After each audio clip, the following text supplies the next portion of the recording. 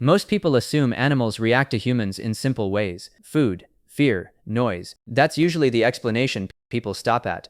But the more researchers study wild animals, the stranger some of these interactions start to look, because in a lot of cases, animals are not just reacting to humans, they seem to be reading them. A few years ago, researchers working with crows ran an unusual experiment.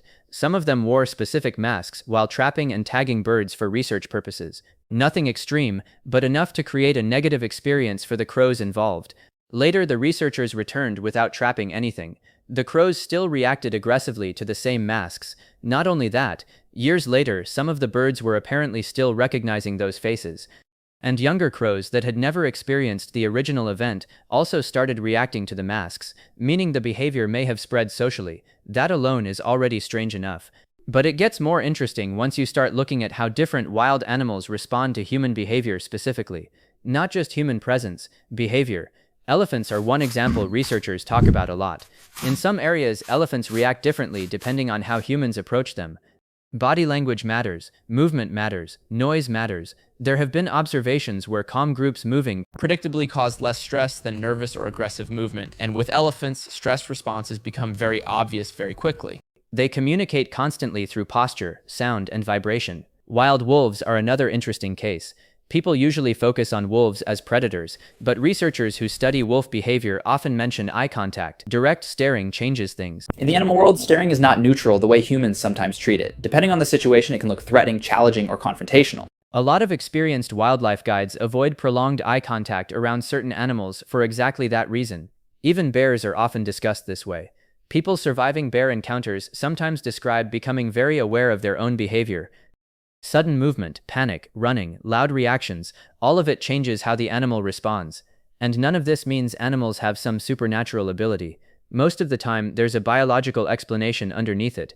Animals survive by detecting patterns faster than whatever is trying to hunt them. That means they pay attention to movement, breathing, tension, sound, posture, direction, hesitation. Things humans constantly reveal without realizing it. One thing that surprised me while reading into this topic was how often researchers mentioned predictability. Wild animals generally respond better to predictable behavior than unpredictable behavior, which honestly makes sense. An animal can adapt to something calm and consistent. Erratic behavior is harder to read.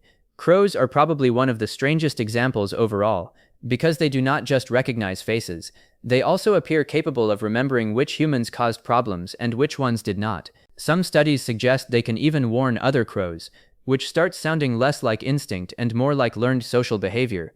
Orcas show similar patterns in completely different environments.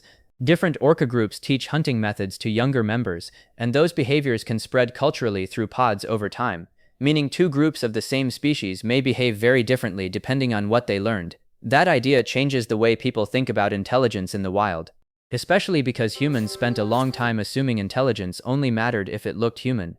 But survival intelligence does not always look like technology. Sometimes it looks like memory, observation, pattern recognition, reaction timing. And honestly, that may be why certain animal encounters affect people so much, because every now and then, there's a moment where an animal stops feeling automatic and starts feeling aware, not human, just aware in its own way.